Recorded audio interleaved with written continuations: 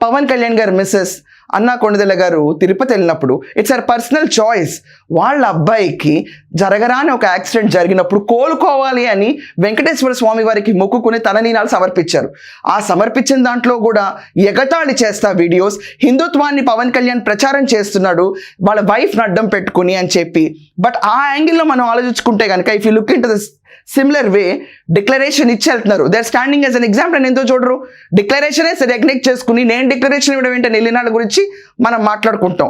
ఆ మాటని గుర్తుంచుకుని ఒకవేళ ఎవరైనా ప్రశ్నించాడే అనుకోండి, వైఎస్ఆర్సీపీ టెన్యూర్లో జగన్మోహన్ రెడ్డి డిక్లరేషన్ ఇవ్వకుండా కొండెక్కినప్పుడు ఎవరైనా ప్రశ్నిస్తే సెక్యులరిజం భావాలు వస్తాయి. But secularism cannot be apply to religious places అన్న వినరు. They will never listen to this particular point. I don't know why.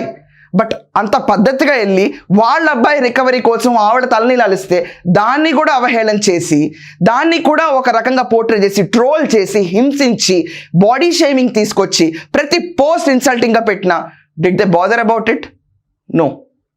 If you look at these kind of leaders, ప్రతి ఒక్కళ్ళు నా ఇంట్లో నన్ను అన్న మాటలు కాదు, రాష్ట్రం డెవలప్మెంట్ ముఖ్యమని ముందుకెళ్తున్నారు. ఖచ్చితంగా ఇది మంచి ప్రభుత్వం.